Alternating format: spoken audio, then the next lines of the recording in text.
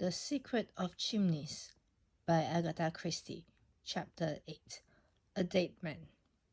On that same Thursday afternoon, Virginia Revel had been playing tennis at Ranelagh, all the way back to Pond Street. As she lay back in the long, luxurious limousine, a little smile played upon her lips as she rehearsed her part in the forthcoming interview. Of course, it was within the bounds of possibility that the blackmailer might not reappear, but she felt pretty certain that he would. She had shown herself an easy prey. Well, perhaps this time there would be a little surprise for him. When the car drew up at the house, she turned to speak to the chauffeur before going up the steps. "How's your wife, Wharton? I forgot to ask." "Better, I think, ma'am. The doctor said he would look in and see her about 6:30. Will you be wanting the car again?" Virginia reflected for a minute. "I shall be away for the weekend. I'm going by the 6:40 from Paddington, but I shan't need you again. A taxi will do for that." "I'd rather you saw the doctor. If he thinks it would do your wife good to go away for the weekend, take her somewhere. Wharton, I'll stand the expense." Cutting short the man's thanks with an impatient nod of the head, Virginia ran up the steps, delved into her bag in search of her latch key, remembered she hadn't got it with her, and hastily rang the bell. It was not answered at once, but as she waited, there a young man came up the steps. He was shabbily dressed and carried in his hand a sheaf of leaflets. He held one out to Virginia with the legend on it plainly visible: "Why did I serve my country?" In his left hand he held a collecting box. "I can't buy 2 of those awful poems in one day," said Virginia pleadingly. "I bought one this morning." "I did, indeed, Honour bright." The young man threw back his head and laughed. Virginia laughed with him. Running her eyes carelessly over him, she thought him a more pleasing specimen than usual of London's unemployed. She liked his brown face and the lean hardness of him. She went so far as to wish she had a job for him.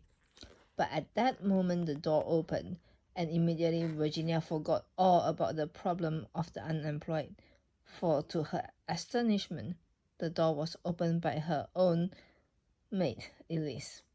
"Where's Chilvers?" she demanded sharply, as she stepped into the hall. "But he's gone, madam, with the others." "What others? Gone where?" "But to Datchet, madam, to the cottage, as your telegram said." "My telegram?" said Virginia, utterly at sea. "Did not madam send a telegram? Surely there can be no mistake. It came but an hour ago." "I never sent any telegram. What did it say?" "I believe it is still on the table, Labas." Alice retired, pouncing upon it, and brought it up to her mistress in triumph. "Voila, madam." The telegram was addressed to Chilvers and ran as follows: "Please take the household down to the cottage at once and make preparation for a weekend party there. Catch 5:49 train." There was nothing unusual about it. It was just the sort of message she herself had frequently sent before, when she had arranged a party at her riverside bungalow on the spur of the moment.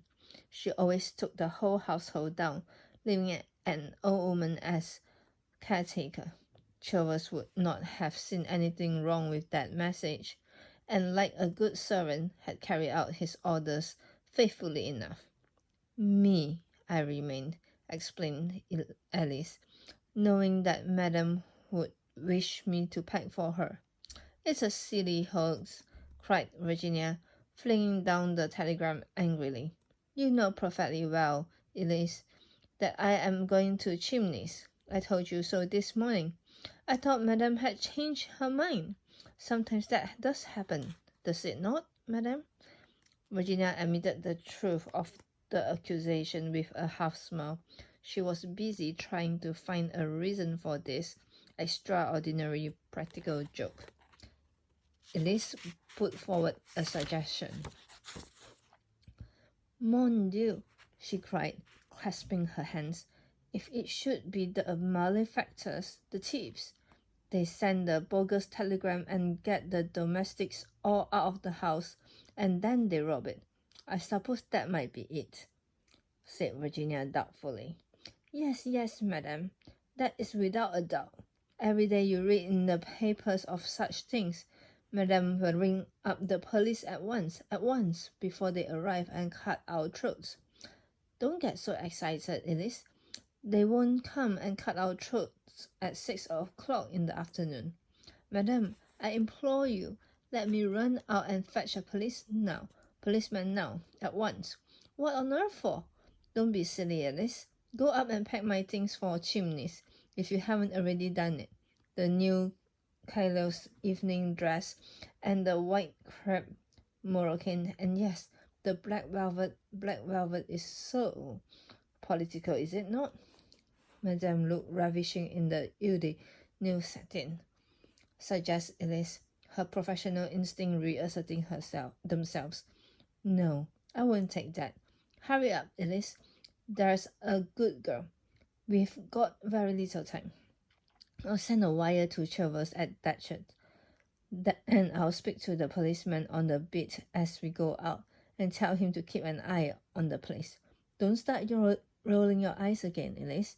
If you get so frightened before anything has happened, what will you do if a man jumped out from some dark corner and stuck a knife into you?" Alice gave vent to a shrill squeak, and beat a speedy retreat up the stairs, darting nervous glances over each shoulder as she went. Virginia made a face at her retreating back and crossed the hall to the little study where the telephone was. Elise's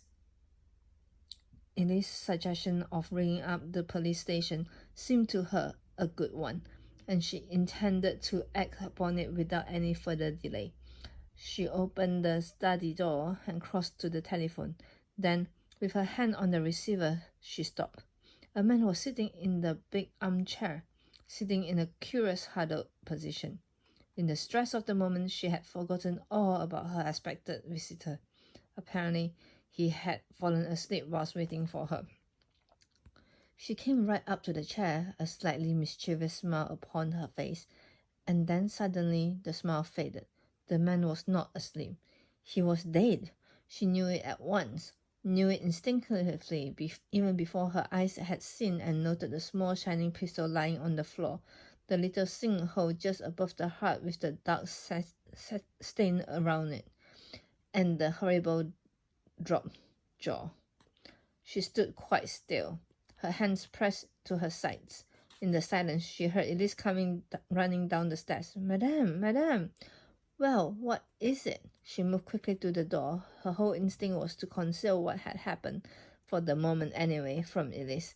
Elise would promptly go into hysterics. She knew that well enough, and she felt a great need for calm and quiet in which to think things out. "Madame, would it not be better if I should draw the chain across the door? These malefactors, at any minute they may arrive." "Yes, if you like. Anything you like." She heard the rattle on the chain, and then Elise running upstairs again, and drew a long breath of relief. She looked at the man in the chair, and then at the telephone. Her course was quite clear. She must ring up the police at once, but still she did not do so. She stood quite still, paralyzed with horror and with a host of conflicting ideas rushing through her brain. The bogus telegram, had it something to do with this? Supposing Elise had not stayed behind, she would have let herself in. That is, presuming she had her latch key with her as usual, to find herself alone in the house with a murdered man, a man whom she had permitted to blackmail her on a former occasion. Of course, she had an explanation of that, but thinking of that explanation, she was not quite easy in her mind. She remembered how frankly incredible George had found it. Would other people think the same? Letters now, of course. She hadn't written them, but would it be so easy to prove that? She put her hands on her forehead, squeezing them tight together. I must think, said Virginia. I simply must think. Who had let the man in? Surely not Elise. If she had done so, she would have been sure to have mentioned the fact at once. The whole thing seemed more and more mysterious as she thought about it. There was really only one thing to be done: ring up the police. She stretched out her hand to the telephone, and suddenly she thought of George. A man, that was what she wanted. An ordinarily level-headed, unemotional man who would see things in their proper proportion and point out to her the best course to take. Then she shook her head. Not George. The first thing George would think of would be his own position. He would hate being mixed up in this kind of business. George wouldn't do at all. Then her face softened.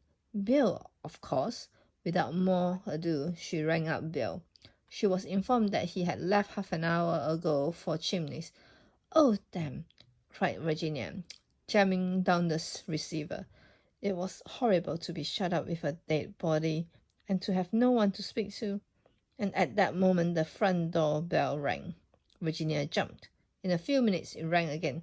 Elise, she knew, was upstairs packing and wouldn't hear it. Virginia went out in the hall, drew back the chain, and undid all the bolts that Elise had fastened in her zeal. Then with a long breath she threw open the door. On the steps was the unemployed young man. Virginia plunged headlong with a relief born of overstrung nerves.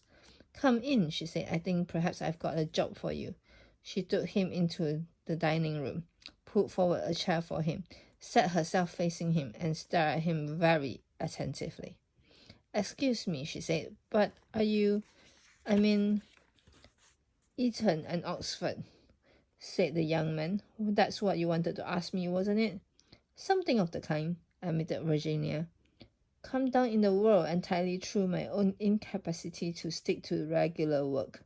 This isn't regular work you're offering me, I hope. A smile hovered for a moment on her lips. It's very irregular. Good, said the young man in a tone of satisfaction. Virginia noted his bronze-faced and long, lean body with approval. You see, she explained, I'm in rather a hole, and most of my friends are, well, rather high up. They have all got something to lose. I've nothing whatever to lose, so go ahead. What's the trouble? There's a dead man in the next room, said Virginia. He's been murdered, and I don't know what to do about it. She blurted out the words as simply as a child might have done. The young man went up enormously in her estimation by the way he accepted her statement. He might have been used to hearing a similar announcement made every day of his life. Excellent, he said, with a trace of enthusiasm. I've always wanted to do a bit of amateur detective work. Shall we go and view the body, or will you give me the facts first? I think I'd better give you the facts. She paused for a moment to consider how best to condense her story, and then began speaking quietly and concisely. This man came to the house for the first time yesterday and asked to see me. He had certain letters with him, love letters, signed with my name, but which weren't written by you, put in young man quietly. Virginia looked at him in some astonishment. How did you know that? Oh, I deduced it. But go on. He wanted to blackmail me, and I don't know if you will understand, but I let him. She looked at him appealingly, and he nodded his head reassuringly. Of course I understand. You wanted to see what it felt like. How frightfully clever of you. That's just what I did feel. I am clever, said the young man modestly. But mind you, very few people will understand that point of view. Most people, you see, haven't got any imagination. I suppose that's so. I've I told this man to come back today at 6 o'clock. I arrived from Ranelagh to find that a bogus telegram had got all the servants except my maid out of the house. Then I walked into the study and found the man shot. Who let him in? I don't know. I think if my maid had done so, she would have told me. Does she know what has happened? I've told her nothing. The young man nodded and rose to his feet. And now to view the body, he said briskly. But I'll tell you this. On the whole, it's always best to tell the truth. One lie involves you in such a lot of lies, and continuous lying is so monotonous. Then you advise me to ring up the police? Probably, but we'll just have to have a look at the fellow first. Virginia led the way out of the room. On the threshold, she paused, looking back at him. By the way, she said, you haven't told me your name yet.